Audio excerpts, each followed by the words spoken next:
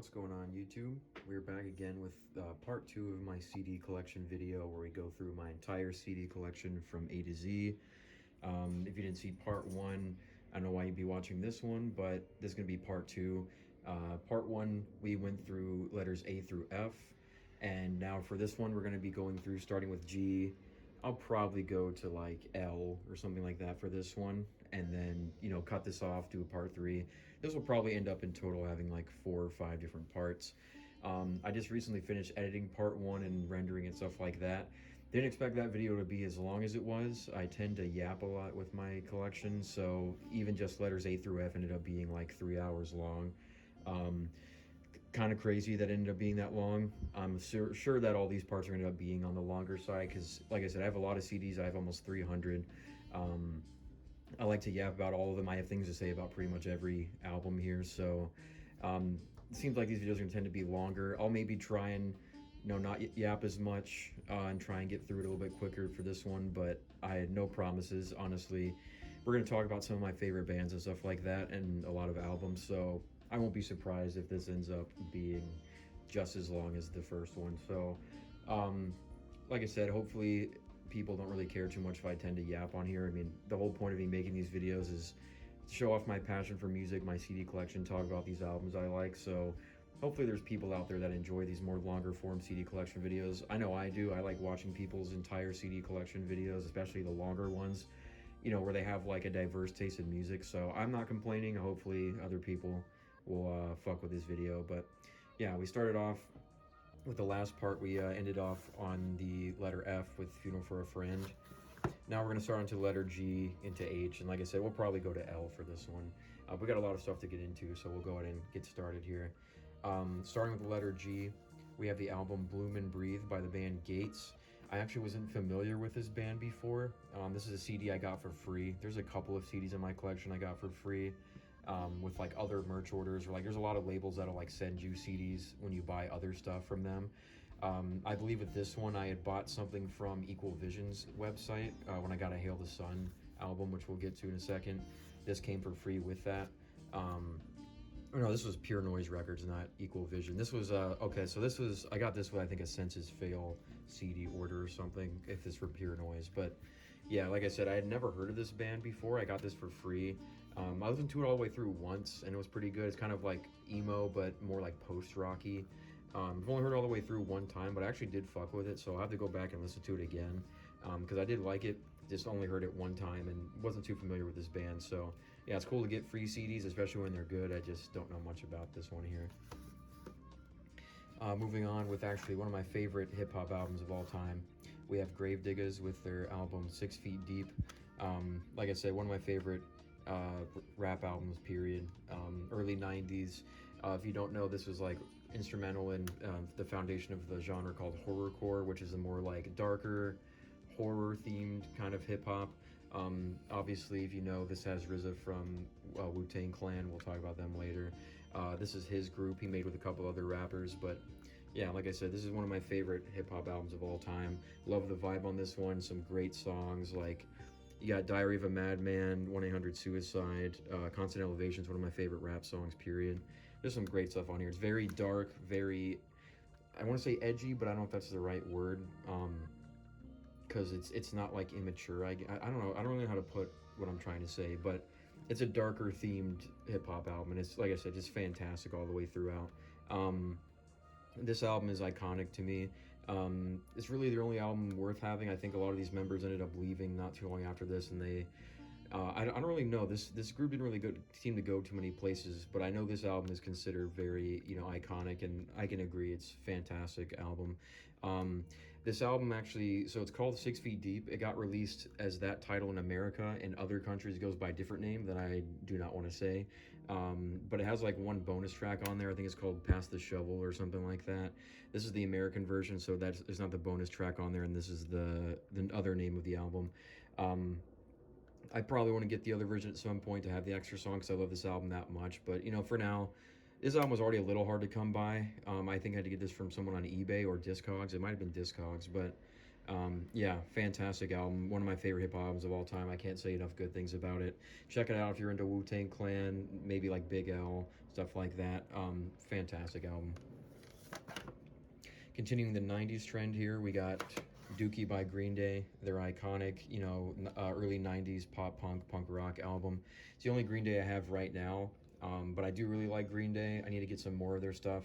Obviously, Dookie's iconic. It's their biggest album besides, I guess you would count American Idiot. But you got the hits on here: Welcome to Paradise, Longview, Basket Case, all great songs. When I Come Around is actually one of my favorite. There's some other like banger tracks on here like Burnout, Having a Blast, Pulling Teeth. This album just front to back's really good. I know Green Day gets a lot of shit. They're not like my favorite band in the world, but I do, this album is iconic for a reason. It's got a lot of praise for a reason. It's just a very influential, very iconic 90s album, very influential pop punk record. Just great stuff throughout. This whole album front to back's really damn good. I like older Green Day is kind of what I trend towards. Not so much some of their newer stuff, but I do like Green Day overall. I need to get some of their other albums. This is the only one I've heard all the way through, but like I said, it's fantastic, and I need to listen to some of their other full albums, like, Nimrod, Kerplunk, stuff like that. I know a decent amount of songs from those, but this is just the only one I have in full right now. I know this got, like, recently, actually, a 25th anniversary version, I think, with some, like, demos and stuff on there. I don't know if I'll pick that up because there's no, like, extra, like, new songs on there. It's just demos and outtakes and stuff like that, so I might just stick with the standard version for that one. Moving on, now we're going to get into, I kind of teased it in my first part, my favorite band of all time. If you couldn't see when I've been pulling CDs out, I have their logo tattooed on me. This is the band Hail the Sun. As I mentioned in the part one, Swancore band. If you don't know, Swancore is like the more math rocky kind of alteration of post-hardcore. Dance Gavin Dance made it famous, but Hail the Sun's my favorite band of all time by far. I have pretty much their entire discography, and I have some cool stories behind some of these because a lot of these were not easy to get. So we'll go ahead and we'll get into it. Especially their early stuff was not easy to acquire. But anyways, we got their first album, Power Right and the Kisser. This is the 2015 remaster. This originally came out in 2010, but they did a very limited repressing for the 5th anniversary in 2015. Yeah, this is their first album. If you couldn't tell, it's also signed by their guitarist Shane. Really, really cool story how I got this CD, because this is not easy to come by. So I'm such a big fan of this band that a couple years ago I was subscribed to their Patreon. I never do that for bands or anyone in particular. I don't really use Patreon, but I liked this band enough that for a while I was paying them. I was one of their patrons. I believe I was one of the top tier patrons. I think it was like $25 a month or something like that. But I was subscribed to their Patreon at the best time because I got access to so many things. I got a couple CDs from them that we'll go over. I got a free wall flag here. I guess it's technically not free, but I got this in the mail randomly one day, so it's a Patreon exclusive wall flag. One of the perks of being their top tier patron was whenever they played in your area, you got 2 free tickets to their show. So I ended up seeing them live in Tampa, I believe it was, in 2021. It was when they were on the New Age Filth tour. I saw them it was a great lineup. I saw Hail the Sun, another Swancore band called Body Thief that I like, and I saw Kurt Travis, who was formerly of Dance Gavin Dance. I saw him, and he played some solo stuff. He played some stuff from his new band, Gold Necklace, which is pretty good. He was a great vocalist live. And then I also saw, it was Kaonashi, which we'll get to later. They're pretty good too. But yeah, great show. I'm very glad I got to see Hail the Sun. I've only seen them once so far. I want to see them again. But right now I've only seen them one time, and it was in 2021. But getting into how I got this, so in one of the perks again with being subscribed to their Patreon page was every couple months you got to do a video call with the band and talk to them. I got to do it twice. And the first time I got to talk to them on video, I met all of the band. They were really cool. I mentioned to them that some of their albums, like Wake here, which we'll get to just a minute. I mentioned how some of these were not easy to acquire, how much I had to pay for some of them, and they were actually really surprised by it. They didn't expect it would be that hard to get some of their older stuff. So I told them that Power Right and the Kisser, their first album, was the only one I could not acquire. I couldn't find it. At least for a decent price. So the band was actually cool enough that they offered to send it to me. They told me they have some copies of it, and their guitarist Shane told me he's going to send me their Venmo and to just send him like $3 for shipping, and he was going to send it to me for free. So that was really fucking cool. I got this directly from the band, so it's one of my most sentimental and personally valuable things in my collection, considering they're my favorite band and I got this directly from them. He signed it for me as well, which is really fucking cool. But yeah, this is one of the coolest things in my collection by far. One of my favorite albums from them, it's probably tied with Wake for my favorite. Some just fantastic songs like Railmaster, Sunny Day on here. Just, the whole album is fantastic. But yeah, like I said, one of the coolest, most sentimental things in my collection, considering I got it directly from them and I didn't, you know, they just offered it to me. So just really fucking cool. This whole band's discography I love to death, and I'm never gonna get rid of any of this stuff. I don't plan on selling any of my CDs, but this for sure, this is like a band whose discography I'm gonna hold on to, is, you know, for the rest of my life. Moving on, we got their very iconic EP Elephantitis. We actually have two versions of it. We have the original, which was not easy to come by. I think I had to pay like $60 for something like this on Discogs. But yeah, it was not easy to come by. But funny enough, I had paid like $60 to get this because I love this EP to death and I really wanted it. Only a couple months, maybe even like a month after I finally dropped the money on this, being a subscriber to their Patreon, they released an alternative artwork, like limited edition of Elephantitis with different artwork here. And I got this sent to me for free. I guess technically not free, but they sent this to everyone who was subscribed to their Patreon. So not too long after I coughed up the dough for this original version, I got this alternate one in the mail. So I have both versions of Elephantitis. These are both kind of on the rarer side because this one's a little bit more expensive, and then this one, like I said, it was only released for patrons, so you can't get this any other way. So it's just really cool that I ended up having two different copies of Elephantitis, and they both, you know, are different versions. This one, like I said, has got the alternate artwork, and then it's not showing on the back here, but there's some like demos from the songs on here that's only on this version as well. So yeah, absolutely just badass that I got both of these versions here. And then of course after that you have probably my favorite album of all time, and their best album. We have Wake, another album that was not easy to come by. I got this on Discogs for I think $80, and this actually came from somebody, a seller in China. It took like 2 months for this to come here to my house, so I waited a while for it, paid a decent amount for it, but you know, it's my favorite album of all time, so it was definitely worth it. Again, one of the coolest things to have in my collection, because this is not easy to come by. This their most well-loved, most well-praised, iconic album. Like I said, probably my favorite album of all time. Album cover is phenomenal. Just banger after banger song on here. You know, you got obviously Relaxed Divide, Disappearing Syndrome, Missed Injections, Black Serotonin. I can list every song. Every song on here is fucking fantastic. Funny enough, when I first heard Hail the Sun, I actually wasn't crazy about it. I didn't think it was bad, but I was just kind of whatever on it. It was around 2016 when I was starting to really get into post-hardcore a lot more. I randomly had this in my recommendations on YouTube, and the album cover kind of drew my attention, so I tried a couple songs, and I remember back then thinking like, yeah, it's good, but nothing crazy to me. And then for that reason, it kind of lingered in the back of my mind for a while. Then like, I say a couple months later, I randomly tried it again, and that time it just clicked for me, and from that point on, they become one of my favorite bands just of all time. They still are to this day. Got their logo tattooed on me. This was actually my first tattoo. I wanted to start with something smaller to, you know, kind of get a feel for getting a tattoo, and I thought this was the perfect idea. Actually, on that same call where I met them for the first time on video and told them about my, you know, CD journey with them, I actually showed them that tattoo. It was actually the day I got it too, which is crazy. I got to meet them the day I got the tattoo, which is pretty cool. But yeah, these first couple pieces of their discography were not easy to get. All of these are kind of hard to come by and have just only gotten more valuable. So I'm just glad I have all of them. You know, and there's a, you know, cool story behind pretty much all of them. But yeah, this first chunk of their discography is one of the coolest things in my collection. None of it was easy to get. I don't really collect vinyl. It's not my thing. I'm obviously more of a CD guy, but I do have Elephantitis, this version, on vinyl. I have a picture disc of Wake, and then I have Secret Wars on vinyl as well.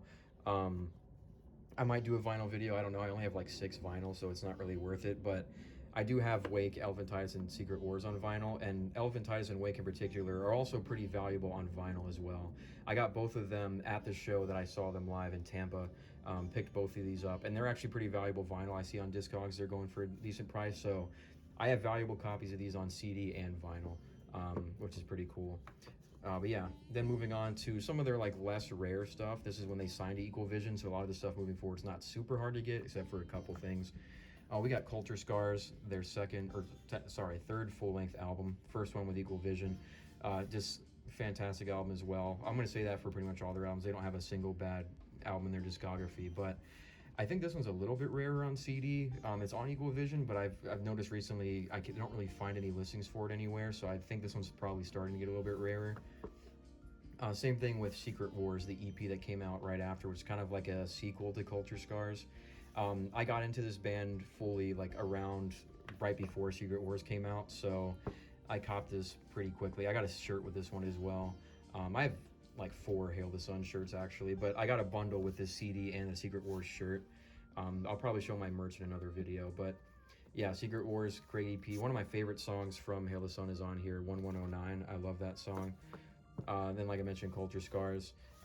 This is kind of a sleeper. I feel like people don't talk about this one as much in their discography, but some of their best songs on here, you know, Entertainment Lies, Paranoia, Burn Nice and Slow, some great stuff on there. Also, all their albums seem to be digipacks for some reason, which kind of sucks. I'm sure every CD collector knows digipacks suck, but it's just weird. All their albums are digipacks, which kind of sucks. As my favorite band, I'd like to, preserve the quality of these, and it'll be easier in jewel cases, but what can you do? They're digipacks. Moving on, we got actually the other CD I got from their Patreon page, which is also exclusive. This was in either 2020 or 2021. They did what's called the Reimagined EP. It's like a short EP that has just like reimagined like acoustic versions of some of their songs from their previous albums. This was also a Patreon exclusive. I got this randomly sent to me as well, only a couple months after Elephantitis. So it's another one that's a little bit more valuable. You can only get it by being subscribed to their Patreon. And I've seen this one going for a decent price now. So like I said, I was subbed to their Patreon at the perfect time to get all this stuff. Then moving on, you got their other studio albums. You got Mental Knife, one of my favorites for them. I remember being obsessed with this when this came out. And some of their best songs, the title track, Suffocating Syndrome, Arcane Justice, some Stranger in Our Pictures also. One of their best albums. Is probably my top 3 if I had to rank them. It would be very hard to rank this band's discography, but this is probably in the top 3. Something else I mentioned earlier, or in my last part with the Funeral for a Friend album. This album came out when I was doing that 100% run of Sonic Adventure 2, which, as I mentioned in that other video, is my favorite game of all time. I was doing a 100% run where I had to grind out a lot of stuff. And other than this album being on repeat, this was also on repeat because it just came out. So I have those two albums this one. I have both these albums kind of associated with my 100% run of that game, which is really cool. And then in 2021, they got New Age Filth. Another just banger album. I was really hyped for this one, and I remember the whole promotion cycle of this coming out. Like I said, I saw them live on the tour that was promoting this album when it just came out, and I pre-ordered this album on their website with a decent amount of merch. I got like a hoodie, a t-shirt, and then a face mask because this is during the pandemic. So I got a decent amount of merch when this album came out with it, but also, once again, some of their best songs: Domino, Major Mark, Parasitic Cleanse, just fantastic stuff. After that, we have Divine Intertention. I don't know why I blanked on the name for a second. Divine Intertention, which is their second newest album. They actually have a new one that just came out, which I don't have yet. I think it's called like Cut Fade. What is it? It's a weird album title, like Cut Turn Fade Black, something like that. It's the only thing I don't have because it just recently came out. Weirdly enough, when this album came out, I heard the singles when it was coming out, but by this point, this is like 2023, Hail the Sun had been my favorite band for so long that like I wasn't in a rush to hear their stuff when it came out. I know that might sound weird, but I was at a point where like I knew I was gonna like it. Every album they've ever put out, I've loved them, so I knew I was gonna get this inevitably. I knew I was inevitably gonna love this album, so I wasn't really in a rush to get it.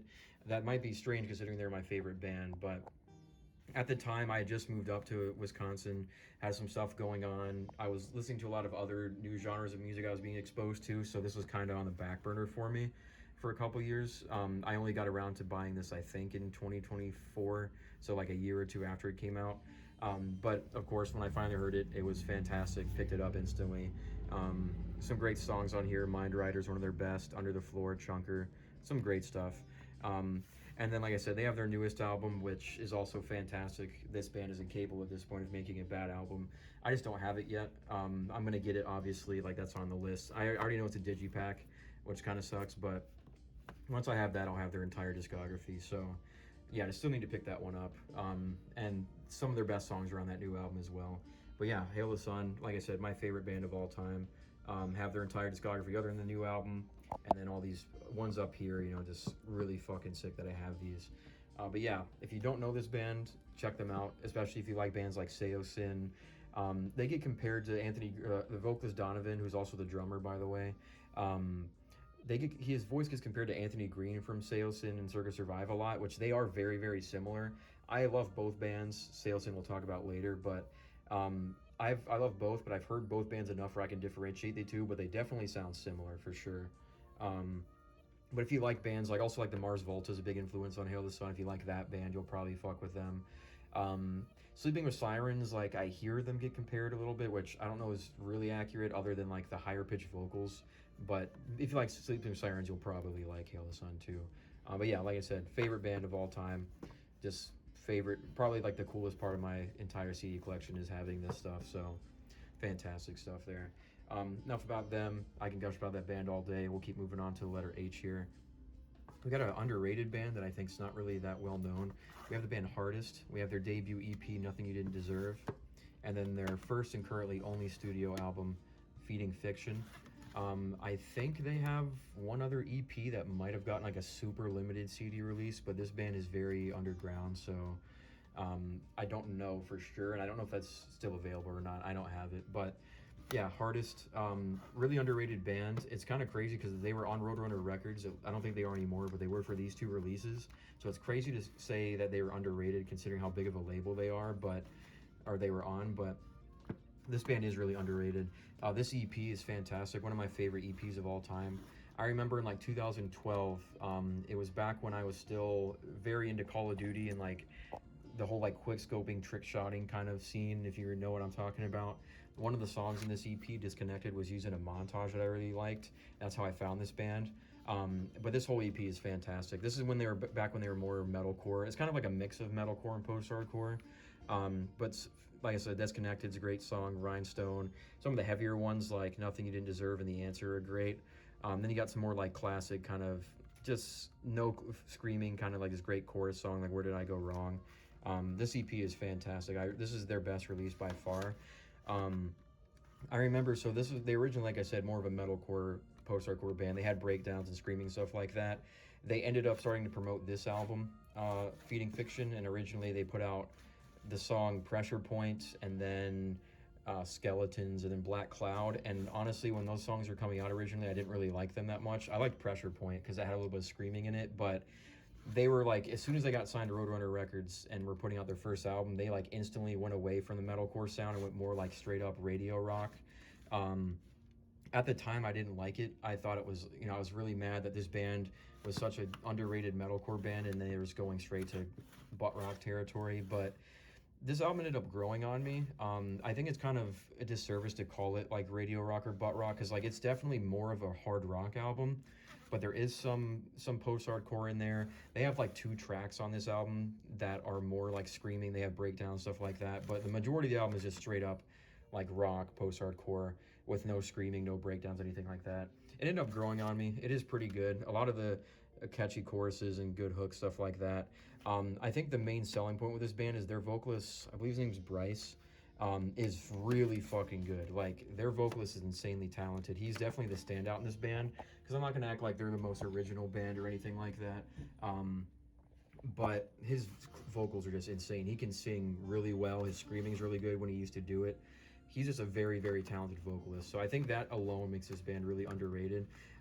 I would probably recommend this EP, but if maybe you're not too, you're not really too iffy when it comes to like more like straight up rock music, this is a good album. A lot of just, like I said, the vocals are the standout and the choruses and stuff. So check that out if you maybe like that sound. But they been on hiatus for a while, or like they were like disappeared for a while. I think they got dropped by Roadrunner Records, and then they recently, like, maybe I want to say like 2019, because this is 2014.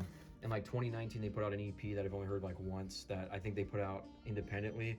I think it's called like Sleep or something like that. That's the one I don't know for sure if it has a CD release, but that's all they put out for a while. They kind of went under the radar and went MIA for a while, and then I think within the last year they put out a couple singles, so they're still kicking around, and the singles are actually pretty good. But yeah, Heartist is really underrated band. I would recommend them for sure if you like. I would say more those bands that like blur the line between metalcore and post-hardcore, maybe like Escape the Fate, A Skylit Drive, stuff like that is kind of what I would recommend if you want to listen to this kind of sound. All right, moving on with the letter H, we got some more metalcore, but in a different direction of metalcore. We have Heaven Shall Burn with their album Veto. This is the 2-disc version that has a bonus disc with like a bunch of live stuff. Then there's a bonus track on the main CD. Don't know if I can show this on YouTube. There's a naked girl on here, but it's not showing anything, so I think I'll be all right. But yeah, Heaven Shall Burn are a pretty good metalcore band. They're from Germany. They're more like older metalcore, where it's a lot more of like the At the Gates core kind of style. They got a lot of this fantastic riffs. The vocalist is really good too, pretty unique too. I think his screaming's a little bit more unique. Like I said, they're from Germany. They're very like politically active band. Talk a lot about like things like, you know, social issues, veganism, stuff like that, which I respect the hell out of. They're just a really great band. I think a lot of people who don't really like metalcore, especially like the more elitists who don't like core, I think a lot of them end up liking this band or respect them. But yeah, they're also like more, they're not straight up metalcore. I'd say they border on like melodic death metal as well. So kind of a mix between the two. But there's some just fantastic songs on here. Like the riffs throughout this whole album are crazy. Land of the Upright Ones, Fallen, You Will Be Godless, Antagonized. Then the singles like Hunters Will Be Hunted are great. This is just a great album. It's the only one I know, well, actually that's not true. I do know some of their other albums all the way through. It's just the only one I have right now. I got introduced to this band by their album Iconoclast with songs like Enziet, I think is how you say it, and the cover of Black Tears. So I'll probably get that album at some point. And then one of their older albums, Antigone, I really like that one. I'll probably get that one on CD as well. But Heaven Shall Burn is a great band, great metalcore band. All right, moving into we're going to get into 2 bands in a row that are very low-key, underrated deathcore. That you only really know if you're like into that more underground deathcore scene, but actually will be 3 in a row.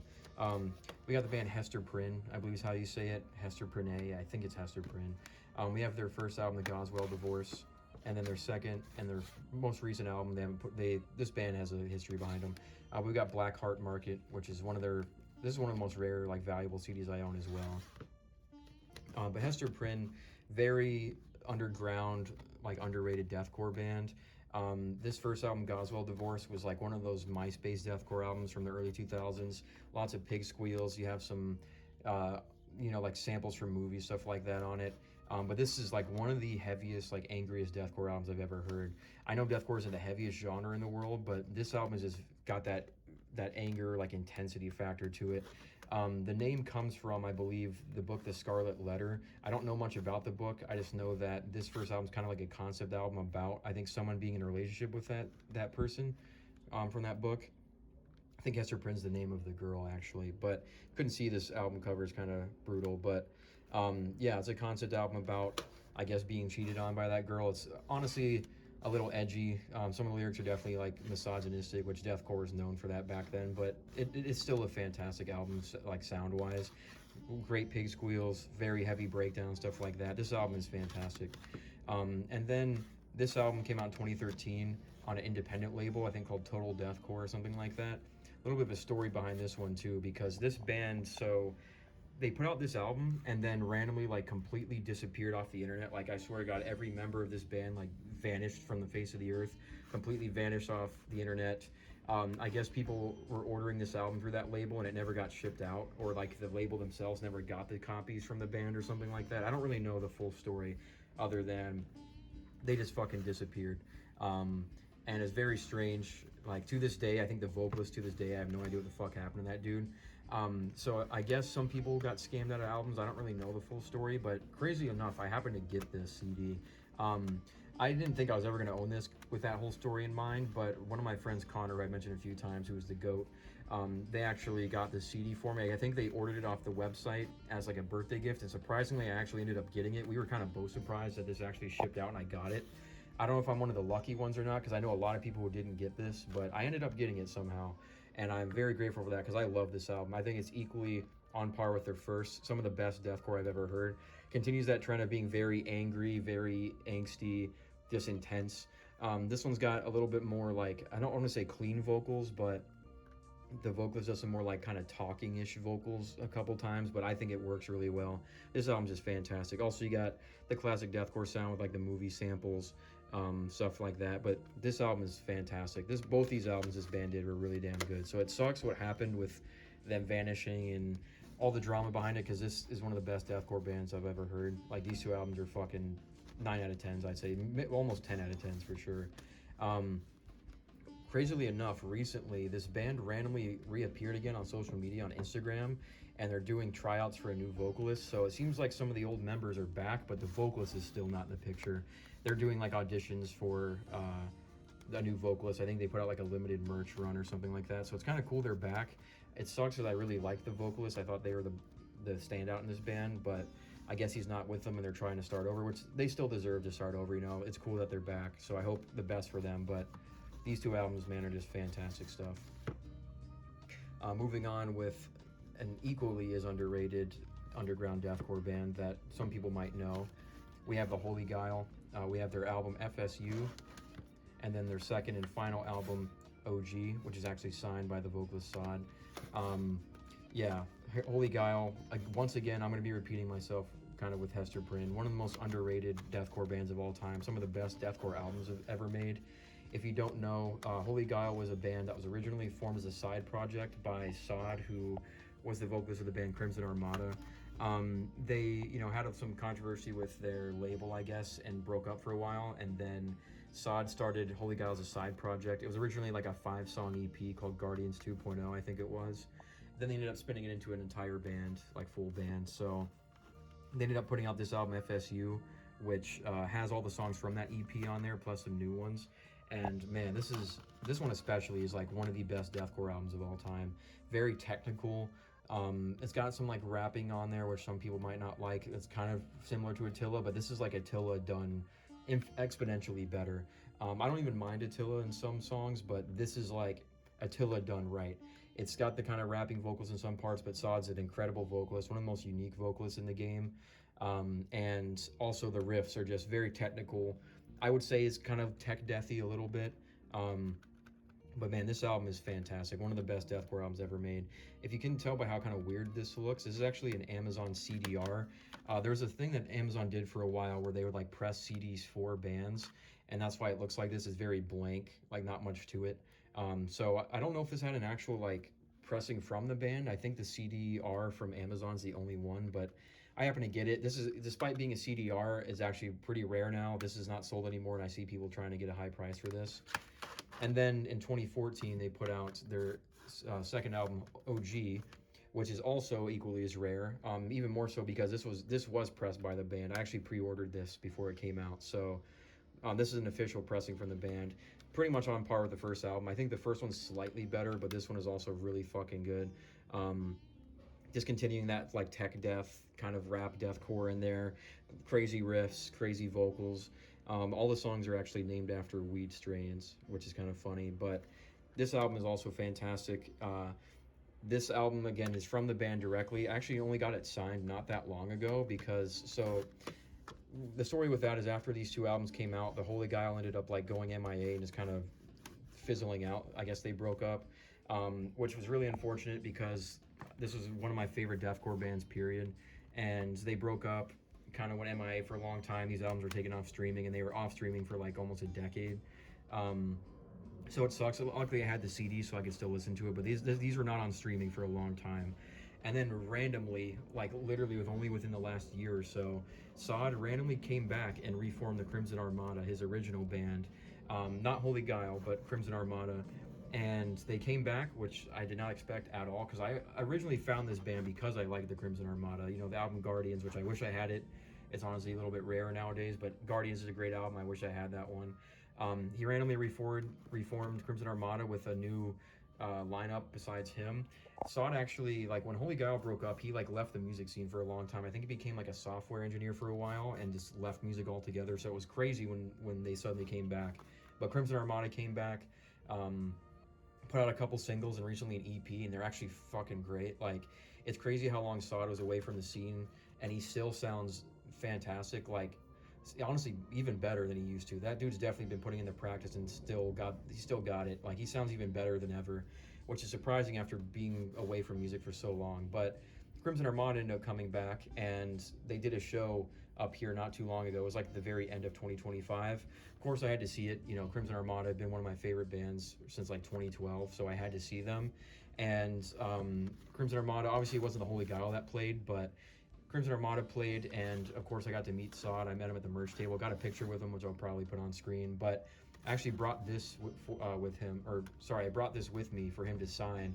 So that's how I ended up getting this sign. Like, so I've had this CD for about 12 years now, and I just got it signed within the last couple months when I saw Crimson Armada, which is just really fucking sick. Obviously, this album's already rare and has got more valuable with his signature on there, but I'm not interested in selling it. It's more sentimental to me. But it was really cool because I met him, got a picture with him. He seemed like a really chill dude, and he seemed like genuinely surprised to see this. Like he was like low-key kind of freaking out. He showed all the other band members. He asked me if he could take some pictures of it and like look through it for a little bit. I could tell he was kind of going down memory lane and reminiscing, and he like kept thanking me for showing this to him and bringing it to him. It was just really fucking cool experience. Like I said, he signed it for me, so this CD just got even more sentimentally valuable to me. And Crimson Armada put on a fucking great set. Like I said, for how long they were away, they sound like they never left, and it was fantastic live show. They played all the good, you know, the hits from Guardians and a lot of their new stuff. It was just a great show. So I'm very, very grateful I got to see Crimson Armada, got to meet Sod, got this Holy Guile CD signed. Just really fucking cool. Like I said, one of my favorite deathcore bands of all time. Really underrated. And it sucks, you know, that Holy Guile aren't back, but you know, it's pretty much the same thing. Sod was the highlight of this band, and luckily with Crimson Armada coming back, he ended up putting this stuff back on streaming, so you can't actually hear it on Spotify and stuff now for after like a decade. So I would definitely check it out if you haven't heard it. And then if you like Crimson Armada and you haven't heard their new stuff, their new EP is really fire. I hope they get a CD release for it, because that shit's good too. But yeah, Holy Guile, fantastic. And then we're going to finish off the letter H. 3 in a row, we're going to go with another more obscure underground deathcore band. A band that's actually pretty similar to Holy Guile. We have the band Hunt the Dinosaur with I think their only studio album right now, Dinkosaurus, which is a really stupid name. Album cover's kind of stupid too, but yeah, Hunt the Dinosaur, they're pretty good. They're another band that kind of remind me of Attila. I'd say they're more similar to Attila than Holy Guile, because Holy Guile's got a lot more like the tech death kind of riffs, and Sod's is a crazy vocalist. Hunter, the vocalist of Hunt the Dinosaur, is also a really crazy vocalist, but I think they're more similar to Attila with the way they do their rap stuff. Like they're more straight up deathcore. But yeah, this album is pretty damn good. I like they had an EP that I like a little bit more, but they re-recorded some of the songs from the EP on this album here. You can tell it's like just a cardboard sleeve. I don't think this is very common on CD either. The only way I got this was in 2021. It was either 2020 or 2021.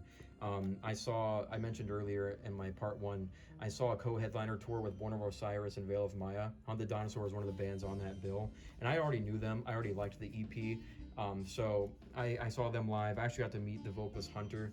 I'll throw a picture up on screen of that. So I met him as well, and I got this CD from the show, just like a little shitty cardboard sleeve, but you know, it's cool to have anything from this band physically, because there are some good songs. Get Up on My Level's a really good song.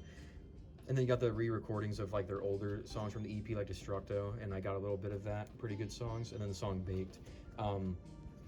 They're a little corny, I won't lie. It's deathcore that really, they sing a lot about weed and stuff like that. It's a little cheesy to me, but I think Hunter being a good vocalist is kind of the highlight for me. This album, it's not perfect. I don't listen to it a lot. There's some songs that are kind of on here, but the standouts are pretty good. So yeah, Hunt the Dinosaur. I wish the EP was on CD, because I like the EP a lot more, but this is still pretty good. Unfortunately, Hunter, he got a lot of shit not too long ago because he got a picture with fucking, why am I blanking on his name? Kyle Rittenhouse, which is just really fucking cringe. Like, that's just dumb, and just kind of sucks, because Hunter was a really cool dude when I met him. I talked to him for a little bit at the bar, got a picture with him, you know, got the CD, but that kind of shit's just lame as fuck. I'm not gonna get too into it. I don't want to make this a political video, but I just want to say that I'm a left-wing person, so, and I'm not a fan of Kyle Rittenhouse, so that happening is just really fucking cringe. And Hunter seems like he's got political opinions that are complete opposite of mine, at least a little bit. Like I said, I don't want to get too into it. want to talk about the music. But it is something that unfortunately kind of sours it a little bit. But yeah, like I said, if you like Attila, which a lot of people don't, this is like a better version of Attila. I would recommend, especially their EP, some of the singles on here. It's not bad, not bad stuff at all. Cool to have it. All right, we just finished the letter H. We'll get into the letter I, which I only have a couple things here. But yeah, we'll go ahead and keep moving here. First off, in letter I, we got a really underrated swancore band. We have the band Icarus the Owl. We have their first album, The Spotless Mind, which they released independently. And then we have their latest, and I'm assuming their last album, Rearmed Circuits, which they put out on, I believe, Blue Swan? Yeah, Blue Swan Records. Icarus the Owl are a really good swancore band, really underrated. As I already mentioned earlier in this part, you know, with Hail the Sun being my favorite band, I really like swancore, really great genre. I just love the mix of like post-hardcore with like math rock and prog rock, and this band does it really well. Really underrated band in that scene that never got as big. Icarus the Owl's first album here, The Spotless Mind. This one's pretty low-key. They put it out independently, you know, when they first became a band. There's some great tracks on here, though, like The Extortionist is one of their best songs. Running from Lacuna is pretty good as well. This is actually the most recent thing I picked up from them.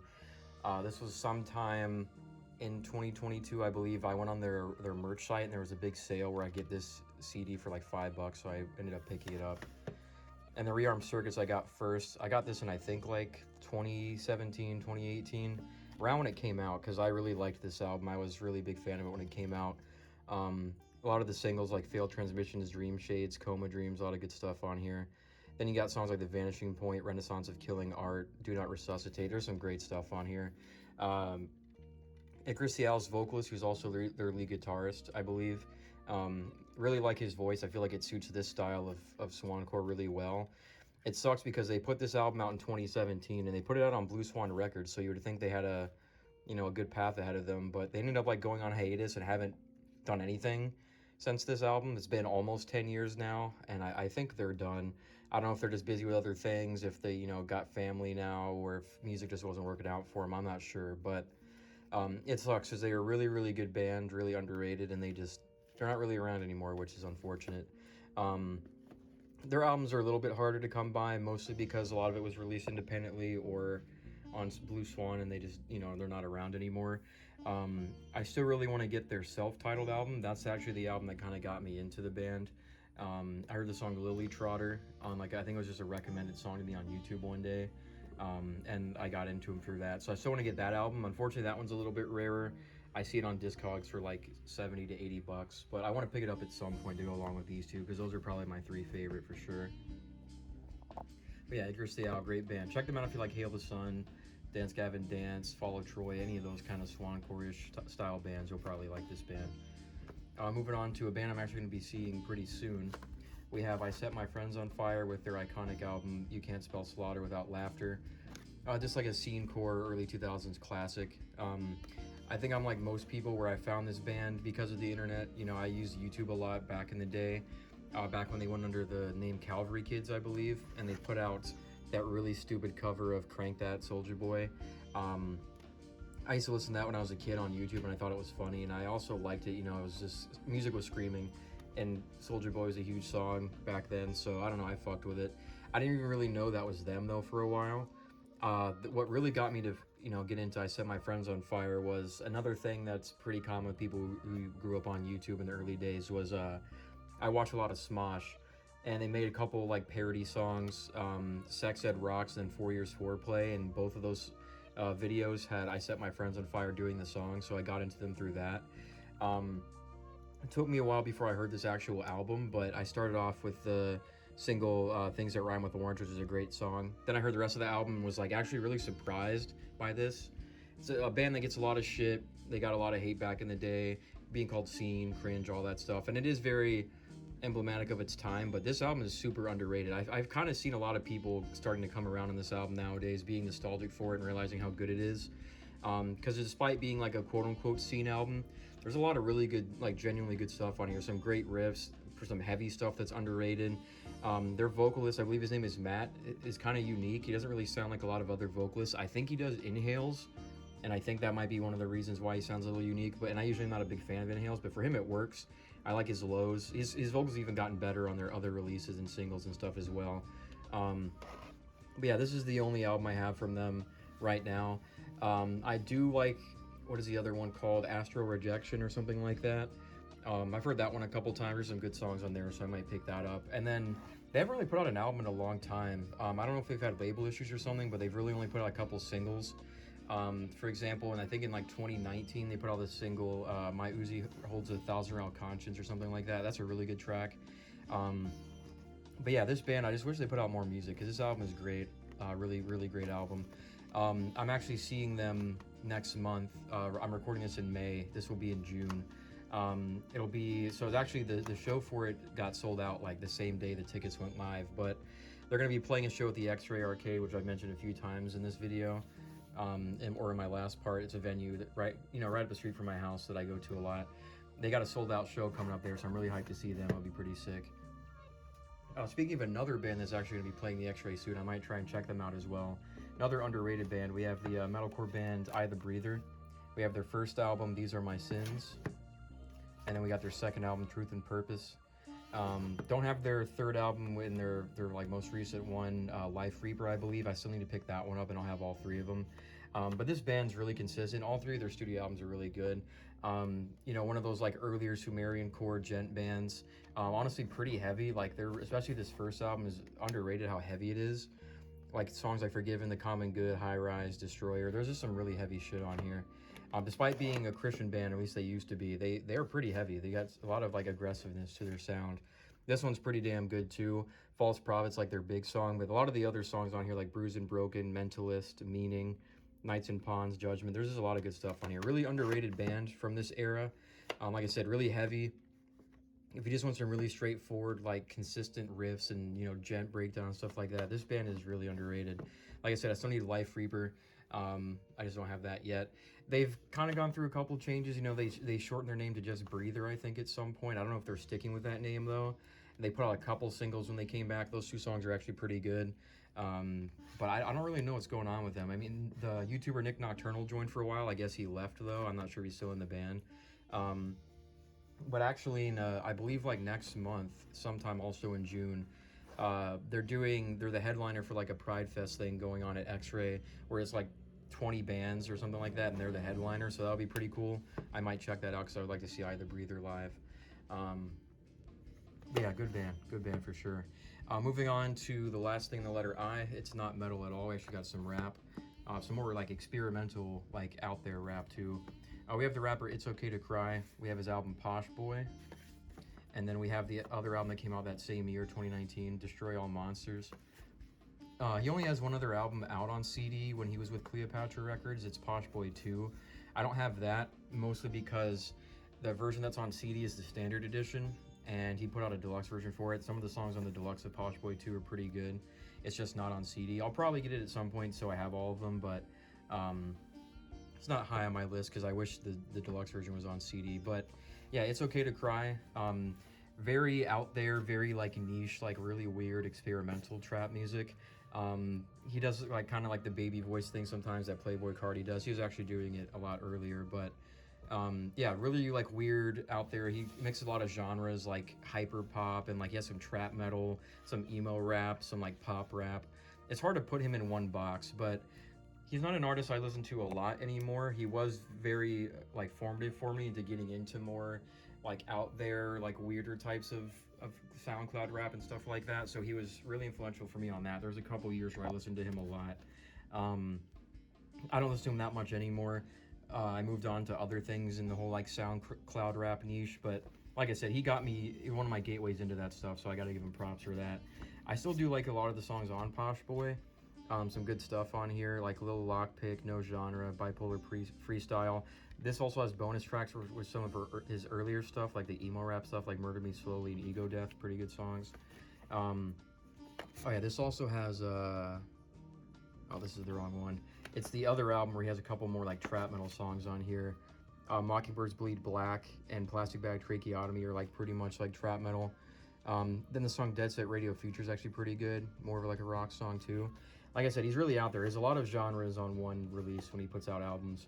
Like I said, I don't think he's with Cleopatra anymore, but he was for a little bit, and that's when these physicals came out. Pretty good stuff. Like I said, I don't listen to it a lot anymore. I've kind of moved on to other things. I don't know what happened to him. He's put out a couple other albums, and there's some good songs on there. It's just, it seemed like he kind of disappeared.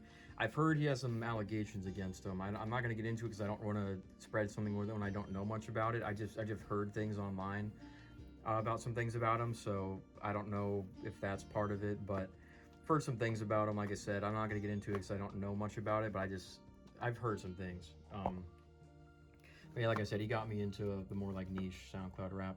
But that's it for letter I. I only got one thing in the letter J right now, and it's the iconic Doom EP from Job for a Cowboy. This is the Metal Blade Records reissue that has one extra song on it, which is Entities. It's just not listed on the back.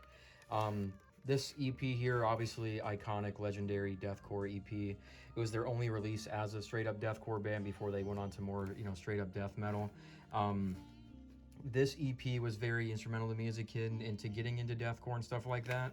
I mentioned in part 1 that Carnifex was like the first deathcore band that really got me into deathcore. Technically this was first, but they're not really a deathcore band. They just have this one deathcore release, but this was the first thing that was deathcore that I ever heard, and I didn't really know what deathcore was. I just knew I liked it.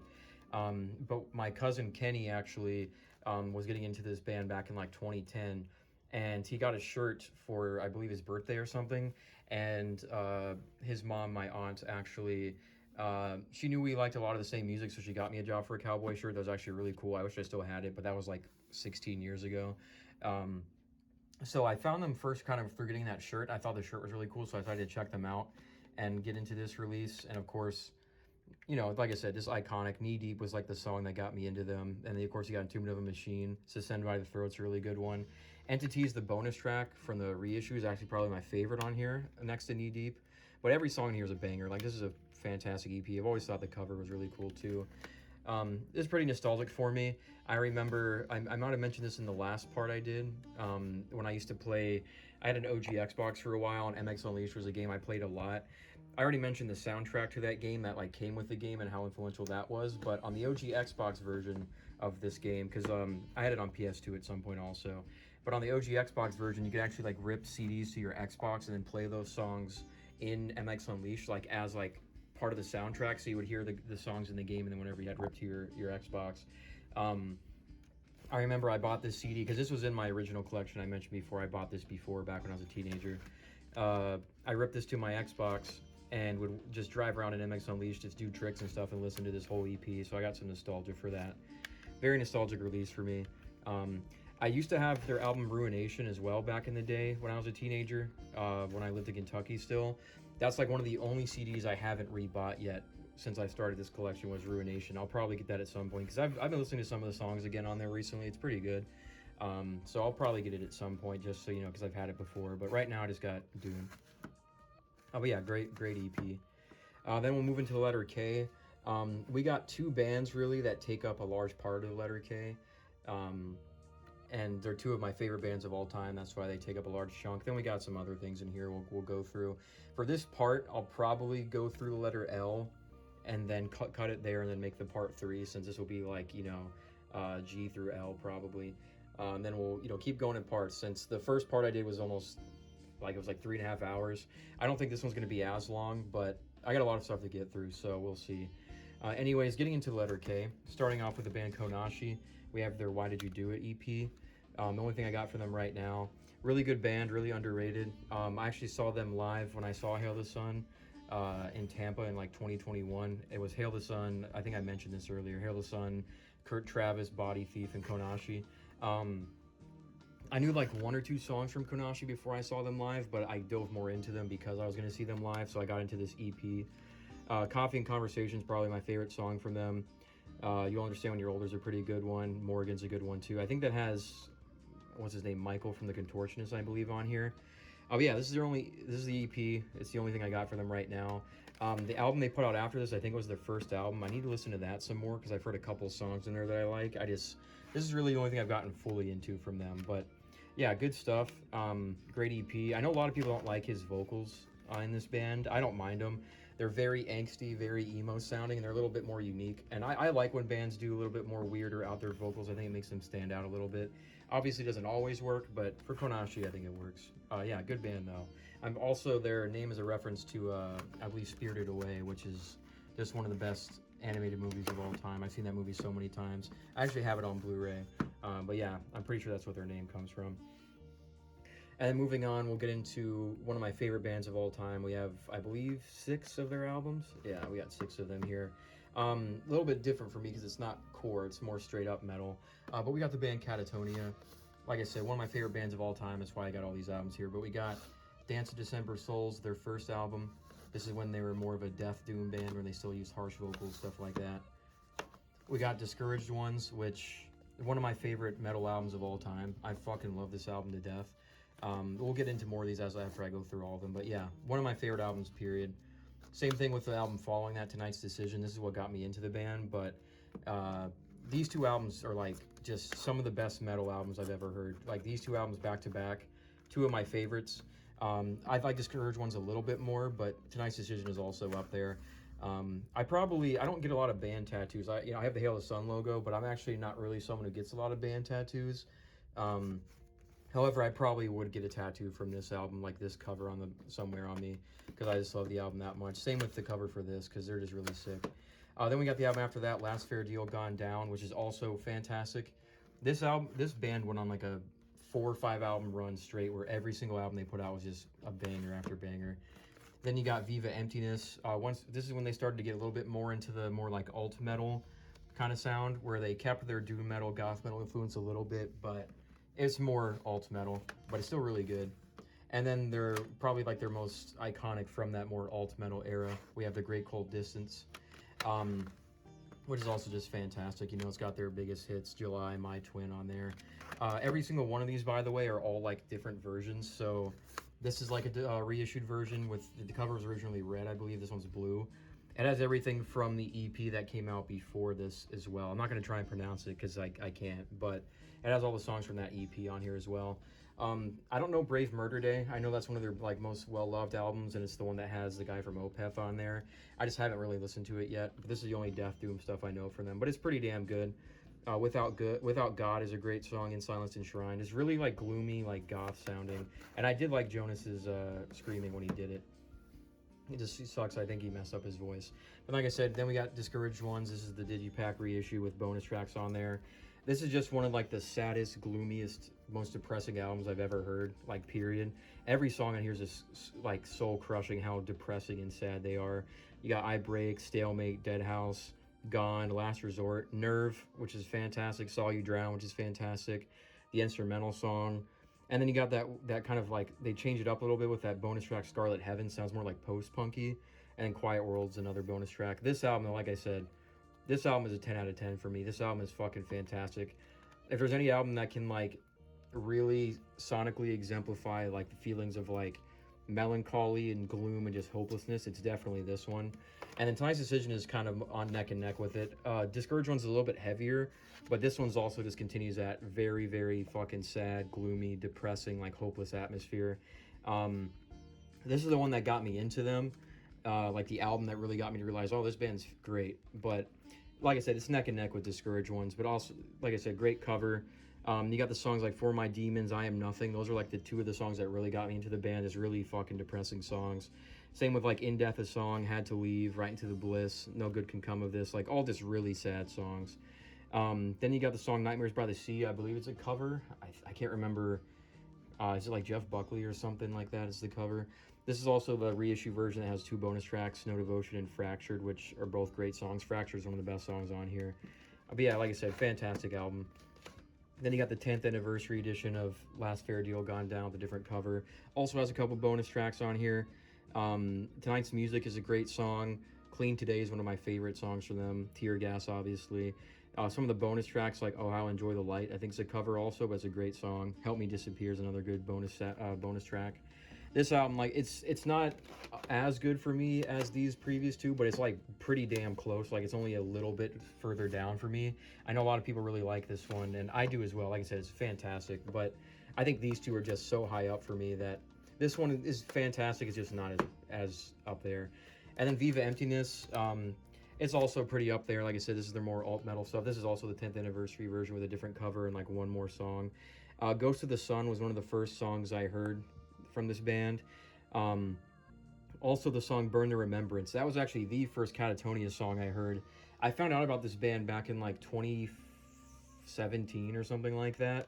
I actually, when I was a kid, I used to go on this website, Omegle, I don't know how you say it. But, you know, growing up online, I'm sure a lot of people went on sites like that, where it's just you talk to anonymous people. They had a feature where you could talk to people with like your Facebook likes integrated in. So like I had a lot of band pages liked.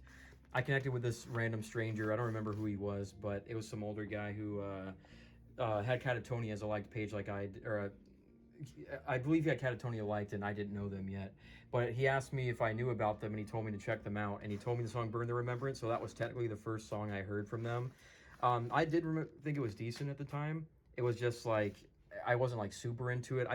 This band didn't really click for me until I heard Tonight's Decision. But Burn the Remembrance was the first song I heard from them proper. And you know, now I really like this album, but like I said, it didn't click for me right away when I first heard this. Oh, you got some great songs like Criminals on here, Sleeper. There's some really good stuff on here. And then finally, you got the 10th anniversary version of Great Cold Distance with a different cover, a lot of bonus tracks on here. Leaders, the opening track, one of their best songs. Soil Song is great. Like I mentioned, the singles, My Twin and July, just fantastic songs. Rusted and Crease. You got In the White. Oh, there's just a lot of bangers on here. Then the bonus tracks like Unfurl, this great song. Yeah, I definitely need more Katatonia. You know, they have a lot of albums, and I have 6 of them, and that's pretty much like, I don't even think that's half of their discography anymore. Still want to hear Brave Murder Day and give that a shot because everyone raves about it. I still need to check that one out. The Fall of Hearts is pretty good. I'll probably get that one at some point. Trying to think. Of course, you got like Dead End Kings. What is it? Night is a New Day. Those are pretty good. Their new stuff, I've only heard a little bit, but I do like it, so I'll have to check that out more. But yeah, there's a great band. Katatonia is one of my favorite bands of all time. They're more doom metal, goth metal, very gloomy sounding, and I think that's why I connected with them. They're just very depressing in like the best way. Especially, like I said, these albums are masterpieces. Some of my favorite albums, period. But yeah, just fucking great. I love Katatonia. Moving on, we're going to switch it up into some rap here, and actually a very, very famous rapper. We got Kendrick Lamar. We have Good Kid, Mad City, of course. And of course, we have To Pimp a Butterfly. And then we have 2017's Damn. Those are the only 3 Kendrick albums I have right now. Kendrick Lamar is an artist that I do really fuck with. I'm just not like, I haven't really dove into his catalog. Obviously, I have 3 of his albums, which might be making people scratch their heads. But when it comes to Kendrick Lamar, I really got into him with Damn. I know that might make me a poser or something because this is like one of his most accessible like mainstream albums. But it was around 2017. I was just now starting to appreciate other forms of hip-hop more. Because as I mentioned, I used to be really anti-rap. Didn't really like it that much. I started getting into it around like 2014. But 2017 is when I really started to appreciate it more. And this album is just, despite being his more accessible and like mainstream album, this album is very nostalgic to me. Just because I remember how huge this album was when it came out. You know, songs like DNA, Elements, Loyalty. Then some of the deeper cuts on here, like Lust, Love, I'm trying to mention Humble, Pride, Fear. There's just some really fucking good songs on here. And it just reminds me of 2017. Crazy that it's been almost 10 years since 2017. But I just remember the year this album came out. I still lived in Florida. I was going to the mall and to like all these events, going to Disney, all these places with my friends in Florida. And the singles from this album were just everywhere. You would hear them nonstop, like playing in stores in the mall. Over the radio, stuff like that. So it's just very nostalgic to me. This takes me back to 2017, just hanging out with my friends. So I don't know if I would say it's my favorite album anymore. It might still be, but like I said, it's just a really nostalgic album. I'm kind of biased. But once I got into Damn, the other 2 albums here, I actually got from my friend Ian, who was one of those people I hung out with a lot in Florida. Once he realized I was getting into Kendrick Lamar, he gifted me these 2, I believe, for like either my birthday or Christmas. Good Kid, Mad City, and you know, Pimp a Butterfly told me I need to get into these. Good Kid, Mad City, I ended up listening to that, and this album is really fucking good. I can see why some people say it's his best. I need to listen to it a little bit more, but I think it's also in the running for his best. You know, obviously I knew the songs like Swimming Pools. That's a really great song, and then like Poetic Justice, but Some of the songs like, you know, Master Splinter's Daughter, Sing About Me, I'm Dying of Thirst. Then you got, of course, Bitch Don't Kill My Vibe, Backstreet Freestyle. This is probably, I would say, if it's not Damn, this is probably my favorite album from him. Really good stuff on here. I need to get the deluxe version. I've mentioned a few times, I'm one of those guys that really wants to get deluxe albums, so I need to get the deluxe version of this one. I don't think it's too rare to find. I've seen a couple people pick it up, like actually recently on Instagram, stuff like that, so I don't think it's too hard to get. And of course you have the To Pimp a Butterfly, you know, very like universally acclaimed album, 10 out of 10 album. I actually haven't heard it all the way through. I've had this for a couple years, so that might be weird that I've never heard it all the way through. I don't know if it's because like I'm kind of, this might sound weird, I'm kind of intimidated by it because it's like considered like one of the greatest hip hop albums of all time. And I've only heard like a couple of the songs on here. Like All Right, obviously I know that song. I don't know, I just never dove into it. I still need to for sure. You know, I've had it on CD for a long time. I need to dive into it. I'm sure I'm missing out. But like I said, I don't know if it's because like it's so widely praised that I'm kind of nervous to get into it, if that makes sense. Because what if I end up just not really fucking with it or something? I don't know. I don't know if that makes any sense. But I really like Good Kid, Mad City. I really like Damn. So I'm sure I'll like it. I just need to find some time to actually give it a try. And then any of his other stuff, like, you know, GNX, Mr. Around the Big Steppers, all those albums, I haven't heard any of those yet. Kendrick Lamar's an artist like I'm casually into. I'm not like super into him. I know he's one of the GOATs. Like he's definitely in the GOAT conversation for modern rappers. It's just not someone I listen to a lot. My favorite song from Kendrick Lamar is actually not on any album at all. It's the song Cartoons and Cereal, which was originally supposed to be on Good Kid, Mad City, but I think the sample never got cleared, so it never came out. That song is fucking fantastic. Easily my favorite Kendrick song. I wish it was, you know, on this album, but like I said, sample issues. But that's a song that I've heard 100 times since I've lived up in Wisconsin. My friends played a lot when we smoked, so I've kind of got some attachment to it. That's just a fantastic song. I love that song to death. That's probably his best song by far. But yeah, Kendrick Lamar, like I said, I just need to get more into him. All right, moving on. We got another rapper, but more like 90s Memphis rap. We have a Kingpin, Skinny Pimp with King of the Players Ball. You know, artist as affiliated with 3 6 Mafia. We'll talk about 3 6 Mafia and Memphis rap a little bit later on, but I got really into Memphis rap. It's one of my favorite like subgenres of hip hop. I don't know if it's because I'm from Kentucky originally and I'm kind of biased towards like Southern rap, but I got into 3 6 Mafia over the last couple of years and started exploring, you know, some of the affiliate artists. I think the way I got into this album was actually on Rate Your Music. You can like kind of look at albums that are highly rated per year. I was born in 1996, and I saw that this was one of the highest rated albums of 1996. Same year I was born, so I was like, oh, you know, it's Memphis rap. It's related to 3 6 Mafia. I gotta check this out. And I heard the song One Life to Live, which I believe also has Juicy J and DJ Paul on there, which is probably just one of my favorite Memphis rap songs or hip hop songs, period. That song is so fucking fire. The beat's crazy. Juicy J's verse on that song is insane. And that kind of got me into wanting to hear this album more. Songs like Midnight Hose too, really good. Trying to find, I think it's I Don't Love 'Em that has Koopsta and Gangsta Boo on there, which is a great song. This is just a great album. I need to listen to it some more. I've only heard it all the way through like twice, but just some fantastic 90s Memphis rap. Just great album. Like I said, One Life to Live is a fucking phenomenal track, but yeah, really good stuff on there. Then we get into, speaking of Kentucky, we'll get into some of my hometown natives. We got Knocked Loose. We have their EP Pop Culture, this is the 2019 Pure Noise Records reissue version. And then we got their first album, Laugh Tracks.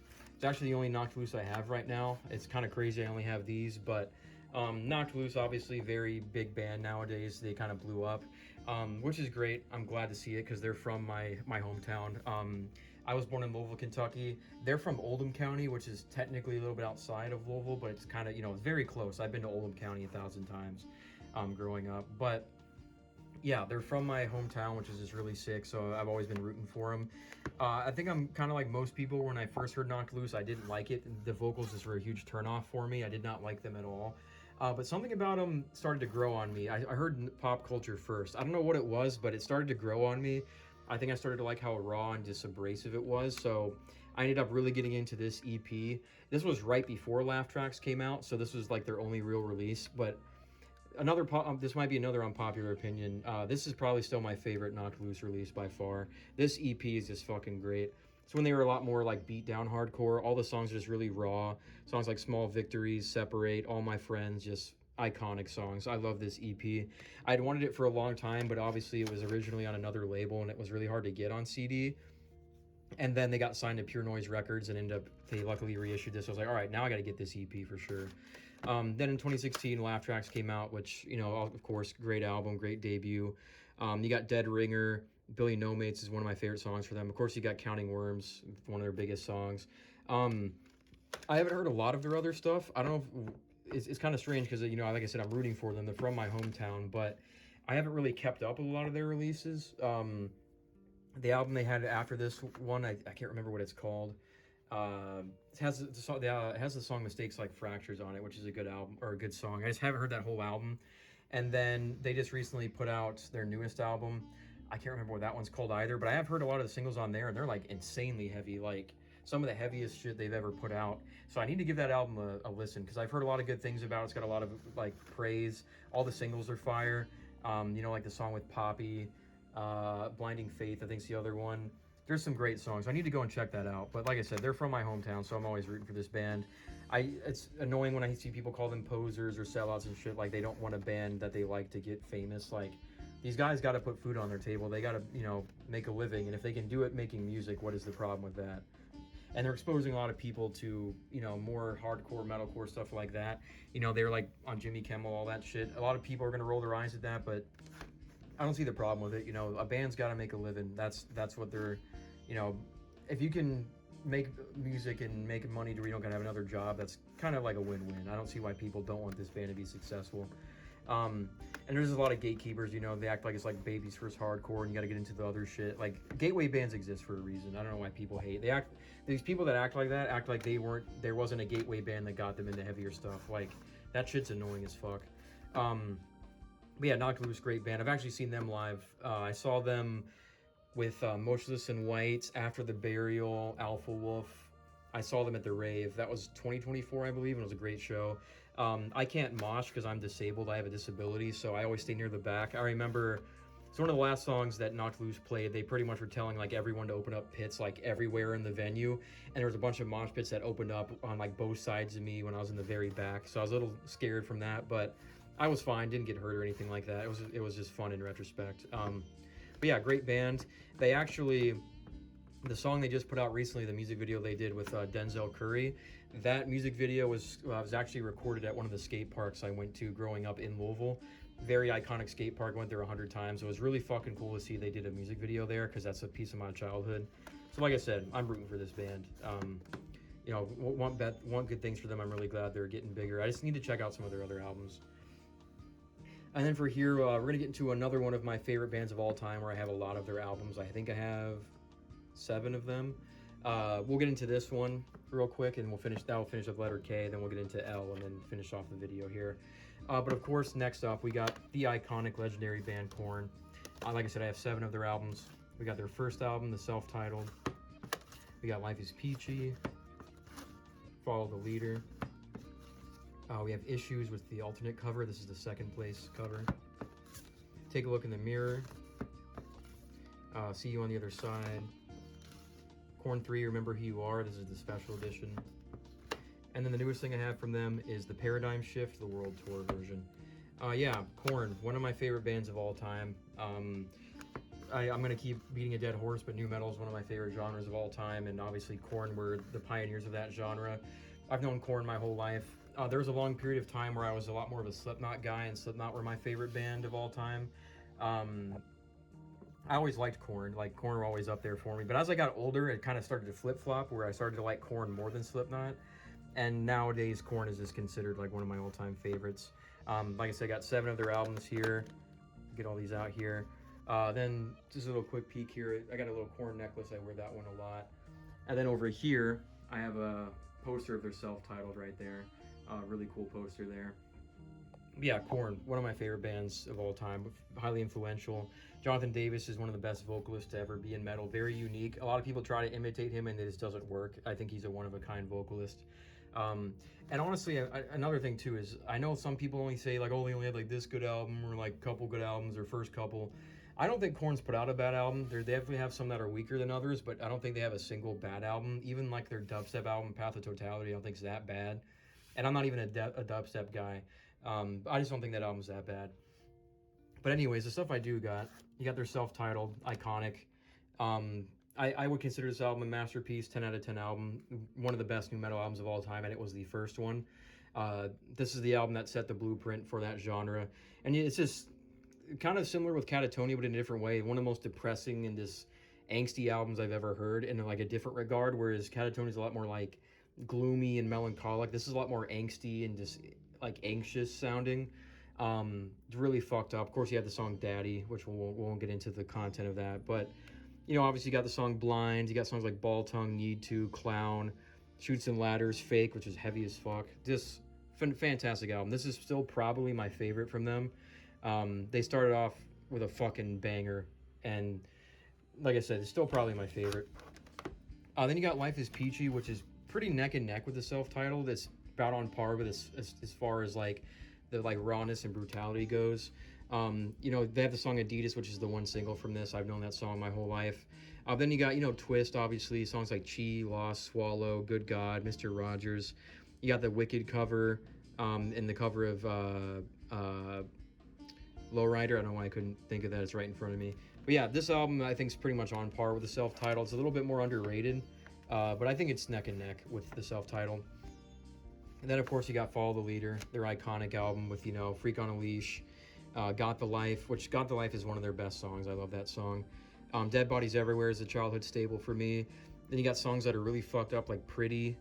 You got All in the Family, which is kind of stupid, kind of corny, but, you know, I don't mind it. It's really immature, but that's kind of what they were doing with new metal back in the day. Songs like Reclaim My Place are really good. It's their most, you know, commercial and like popular album. I don't think it's their best, but it's a Korn album and it's an early Korn album, so it's gonna be up there. Like I said, Freak on a Leash is iconic. Got the Life is one of their best songs. Dead Bodies Everywhere is also one of their best. Just great stuff on here. And then actually my most recent Korn album I've gotten, Issues, which I got, I mentioned earlier with the Fugazi album on the last part. I went to Rushmore Records, which I'll actually show you real quick because I actually did this recently. Started putting some stickers on my shelf here, but Rushmore Records in Bayview, record store that's not too far from me. I went there and got, like I mentioned earlier in part one, Fugazi's Repeater. I picked this up along with it because Issues is iconic. It was crazy I didn't already have it, but I saw this at Rushmore Records and it was actually the second place alternate cover, not the original. So I was like, all right, I'll go ahead and pull the trigger and you know, pick this up. Since it's Issues, obviously I gotta have it. So it got the hype sticker on there too, which is really cool. But obviously, you know, it got Falling Away From Me, one of their best songs, period, like one of their greatest songs. And songs like Beg For Me, Trash, you got Somebody Someone. There's just some really great stuff on here. One of their best albums. I think it's a little bit better than Follow the Leader. And I think their more modern stuff where they got back to like finding their sound, I think they're taking more inspiration from Issues than anything. It's up there as one of their best. I think self-titled is probably their best still, but this is probably right after that. I do, not gonna lie, I do prefer the like cover that actually won, the little like doll. I do like that cover more. It's just hard for me to separate the album Issues from that cover, but you know, it's still a great album, and it's cool to have the alternate artwork on here, the second place version. But yeah, great album. Took me a while to pick it up, but you know, I finally got it. All right, and then moving on to Take a Look in the Mirror. Pretty underrated album from them as well. One of their heaviest, actually, with songs like Right Now and Break Some Off, are two of their heaviest songs. You All Want a Single is a great song. I heard that as a kid a lot. A lot of their like most catchiest choruses too, like Did My Time, Here It Comes Again, Everything I've Known, Alive, Let's Do This Now. You got the song Play Me with Nas on there. Really underrated. I think it's one of the more sleeper albums in their catalog. It's pretty much kind of a continuation of Issues, where it's got the heaviness to it and a lot of like the melodic kind of choruses and stuff. Really great album. I used to play the fuck out of this. Like, this was one of my most played albums for them for a really long time. Just great stuff. Really underrated for them. Then you got See You on the Other Side. Kind of conflicted on this one because it's a childhood album for me. You know, I grew up listening to songs like Twisted Transistor, Politics. I used to watch the music video for that all the time. You got Coming Undone, which I'm not gonna lie, I've never really liked that song that much. I think it's one of their weakest songs. I don't know why that song got as big as it did and is like one of their biggest singles. I think that song's really just generic, pretty mid song. It's not awful, but they have so much better songs. I don't even on this album, which I don't think this album is even one of their best, but they have better songs than Coming Undone on this album. Um, that one's just not a great one. I've never been a big fan of that song. But Twisted Transistor, I love that song. It's nostalgic. Same with Politics. Hypocrites is a great song. Souvenir. This album does kind of start to fall off a little bit near the end. I think there's some songs in here that are kind of boring. Songs that are a little bit questionable, like Getting Off. I do like the sound of it, but the lyrics and the way it's structured are kind of weird. Like I said, some of the more slower, boring songs. Liar's a good song, though, from the later songs on here.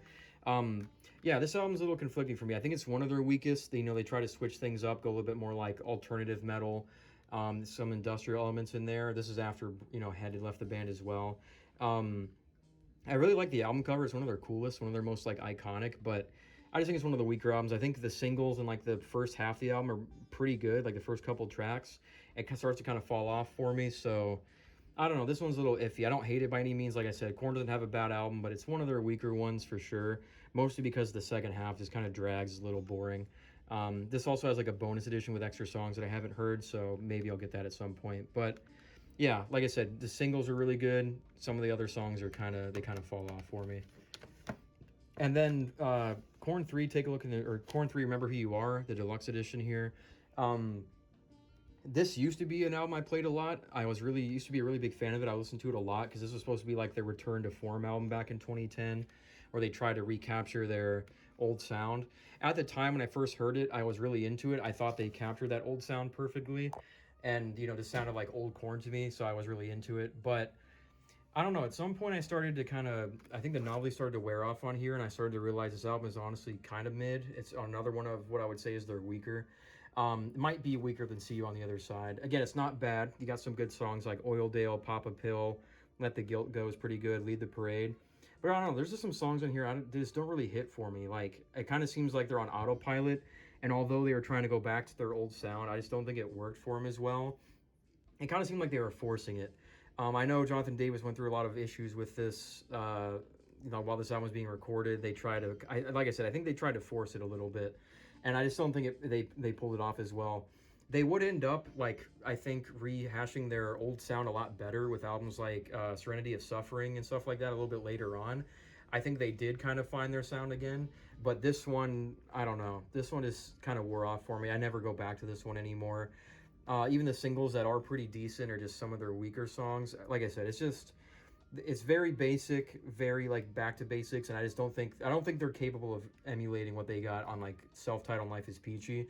And that's not even a diss against the band. It's very hard to replicate that era of time. Every album is a product of its time and its environment, stuff like that. And I just don't think I think they tried, and it's a decent effort. I just don't think they really pulled it off. So I don't go back to this one really ever. It's got some bonus tracks on this version, Trapped Underneath the Stairs and People Pleaser, which are not bad. Like I said, it's definitely, I would say, maybe their weakest one, at least from what I've heard. And then you got Paradigm Shift. This one's a little bit underrated as well. Another one that's pretty straight up, bare bones. But it's not bad. It was the first album with Head back in the band, and I think that kind of elevated them a little bit. Seems like they kind of had a little bit more bite to them. And there's some good songs. There's a lot of really catchy choruses on here, like Pray For Me, What We Do, Mass Hysteria, Paranoid and Aroused is really good. Punishment Time, It's All Wrong, those are good songs. Never Never is on here, which is one of their weakest songs. I don't really like that one at all, but the rest of the album is pretty decent. It's not like their best album. I just think it's really solid.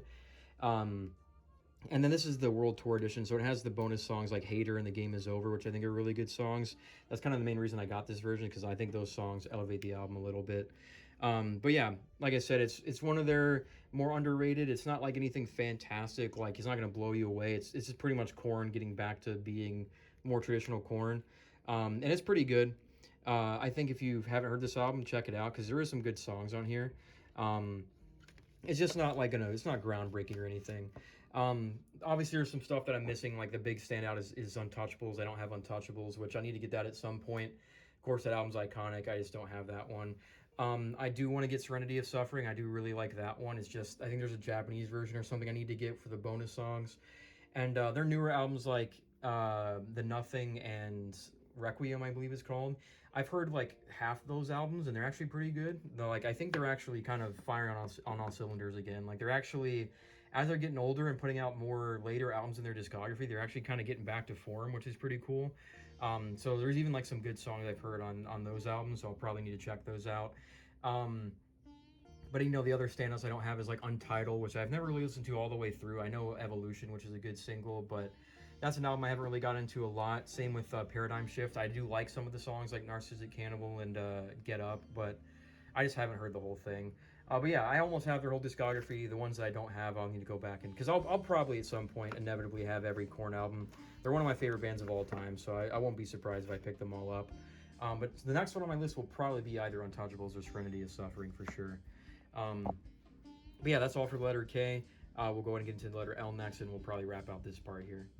All right, we're going to finish up part 2 of this video by just going through the letter L quickly. We only got a couple things in here, only 3 bands in total, so we'll get L out of the way, and that'll be the end of part 2. And then we'll get part 3 started, where I'll go through M, probably to like R or something like that. This second part's probably not going to be anywhere near as long as the first one. First one was about like 3 hours and some change. This will probably be maybe an hour and some change.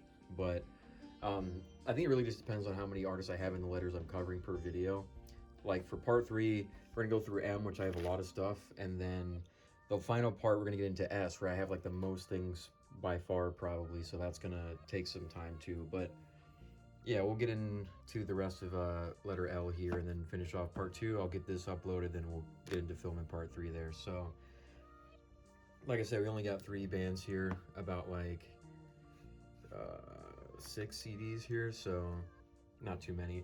By the way, I've been decorating this CD shelf I have here since I pretty much didn't have anything on it. It was just kind of bare, and I had a lot of stickers from buying CDs and stuff that I just never used, so I decided to do some stuff with them. So here on the top, we got an MDC, Millions of Dead Cops sticker that I got with the CD, which we'll show in probably part 3.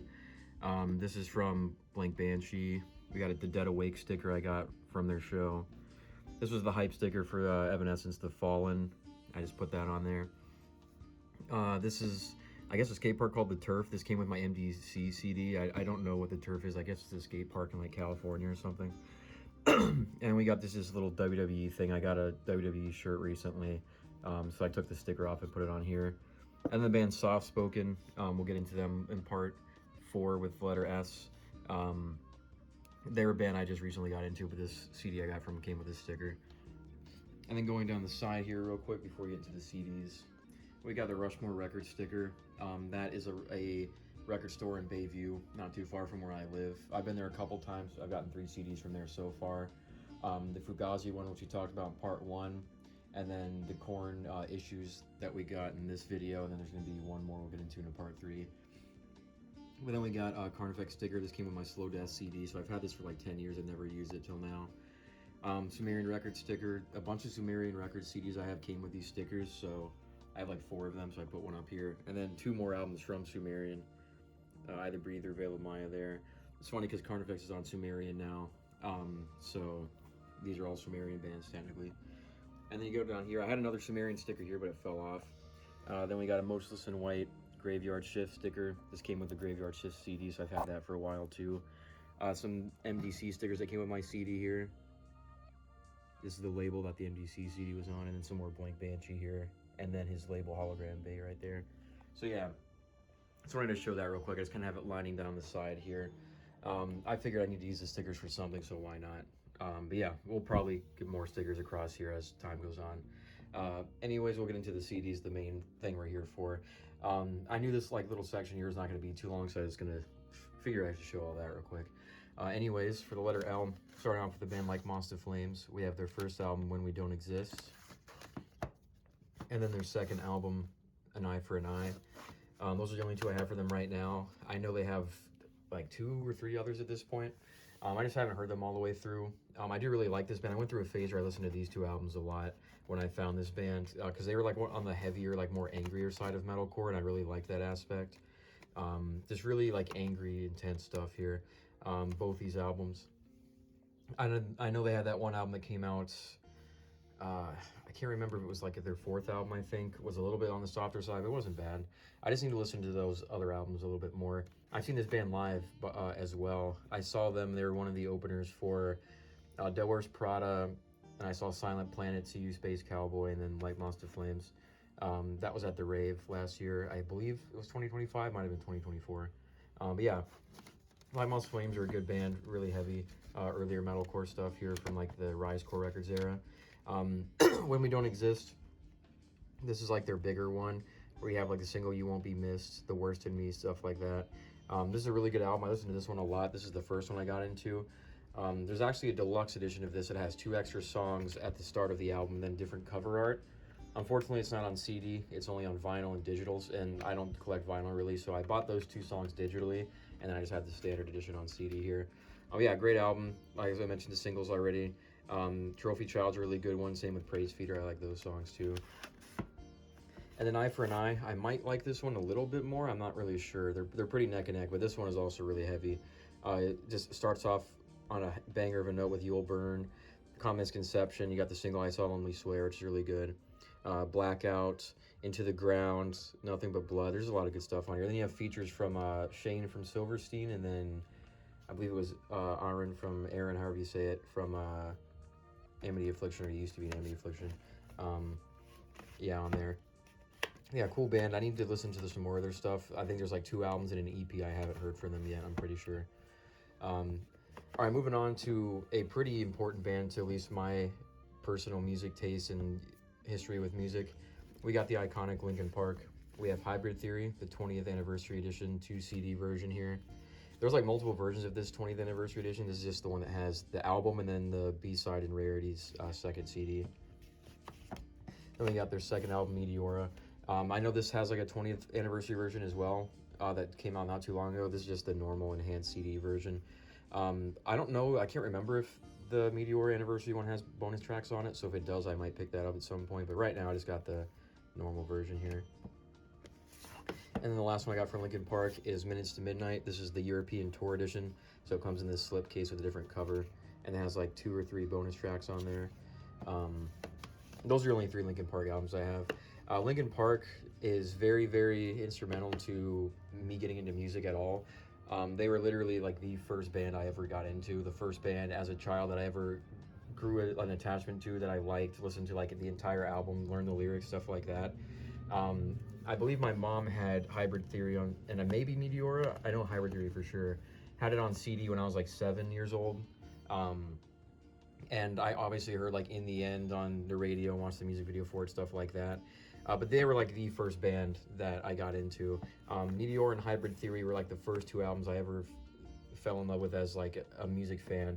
And even like when I was 7, 8 years old and I was on the school bus, I remember taking a Walkman to school and taking these CDs with me, and I would just listen to the whole album on the bus. I knew every single word to like every single one of these songs. Like these first 2 albums are like burned in my mind with how much I've listened to them. I still remember almost every single lyric, almost 25-ish years later. So yeah, it's crazy. This was like a very important band in my childhood. Like I said, I was around like 7 years old when I got into them, and they were probably my favorite band up until I was around like 11.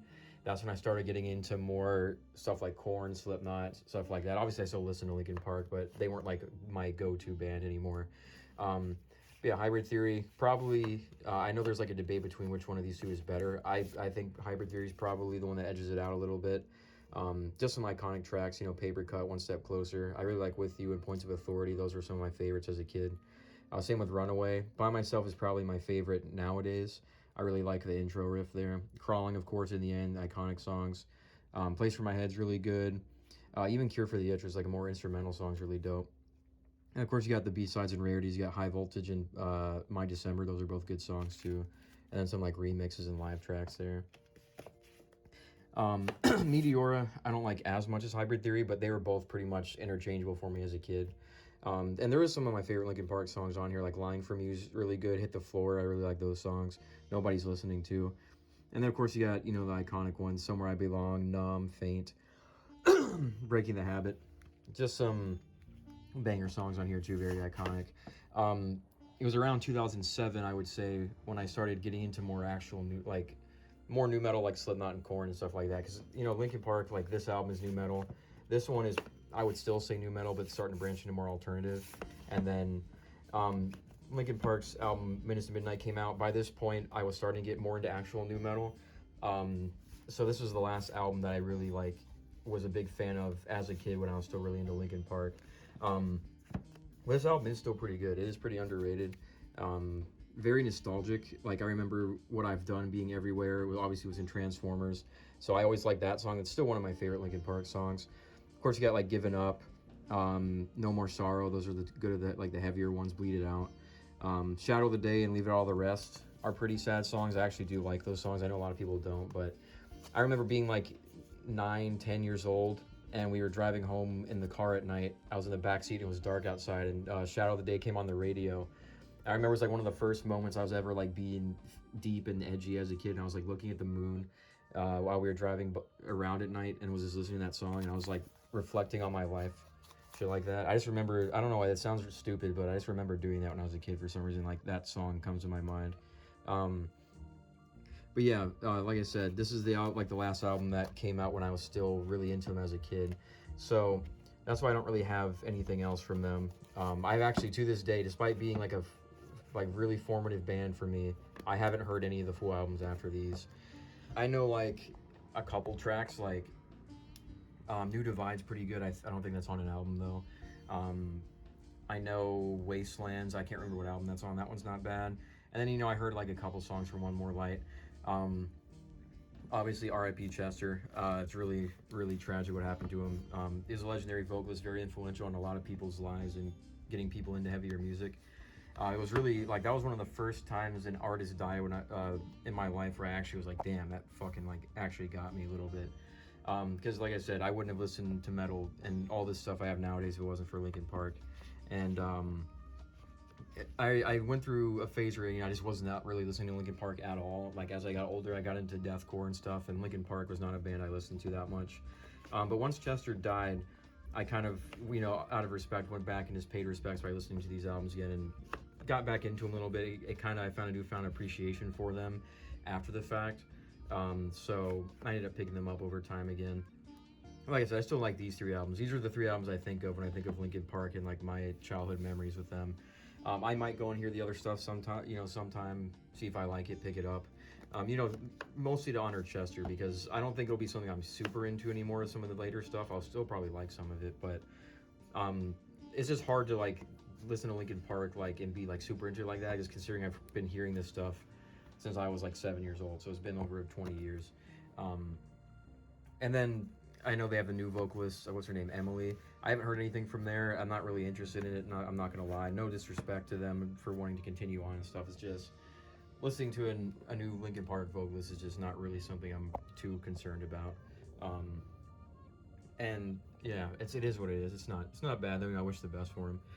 Then we'll just finish up this video in the letter L with one of the rare CDs in my collection here. We have Lorna Shore's Maleficium EP. This is the original pressing in like just the cardboard sleeve when they were unsigned. This is one of the rare things I have in my collection. I found Lorna Shore back way before they were as big as they are now, in like the end of 2013. I think it was the song Accumulatory Genophage or the song Maleficium. I heard one of those on YouTube, on like an underground deathcore YouTube channel. And I was like, oh, this band's good. Like, they're a new band and they sound really good. I think this band's gonna be going places. Little did I know how big they would actually get, like years later. But this is their original stuff with the original vocalist Tom Barber, who ended up joining Chelsea Grin. Yeah, I remember getting into this and finding the the limited pressing of it on their website. I got the bundle with a T-shirt that I still have, which is pretty cool. I remember showing a lot of my friends who were into deathcore this band. It's just crazy. Like I said, I didn't even really keep up with their other releases. I didn't really keep up with like when they started making all those albums with Tom Barber, and then he left. I just wasn't super interested. Nothing against the band. It's just I was moving on to other artists. And this was really the only EP I ever got into. But like I said, it was crazy that Lorna Shore ended up getting as huge as they were with Will Ramos in the band. And he's a good vocalist. I like some of the songs from them with him on there. So yeah, it's just crazy. Like I said, the fact that I got this in 2013 before anyone knew about this band, and now they're like one of the biggest deathcore bands and influenced the scene and how the scene is going nowadays is just crazy. But really sick to have this. I've had this for about 13 years now, and it's the original pressing, which is pretty cool. And it's still really good. I listen to it sometimes, not as much anymore, but it's still good to throw on sometimes. All right, so that's the letter L, and that'll be the end of this video here. We went through pretty much G through L here, so wasn't as long as part 1 most likely, but you know, we got a lot of good, cool stuff out of the way here, so I'll call it for this part here, part 2, and then we'll get started on part 3, starting with the letter M, and going from there. So yeah, this was part 2 of my CD collection. We did, again, letters G through L. If you want to check out part 1, which is letter A's through F, it's on my channel. I'll probably do 2 more parts, I assume, is how many more this will take before I'm done, but I'm going to get to work on those next parts so I can get all this stuff uploaded. Again, follow me on Instagram at Gloom CDs. I have a new Instagram page that I've been like posting my collection in the order that I got it. Little like captions about the music and my like relationship with the CD, stuff like that. So if you're interested in that, again, it's at Gloom CDs. That's where I post my collection. I might end up posting band merch and concert footage, stuff like that as well. But yeah, I'll call it for now. I appreciate anyone who watched this, especially if you watch both parts and you're keeping up with these. I appreciate it. Subscribe if you're interested in more CD collection videos and other music related stuff. And take care, guys. Have a good one.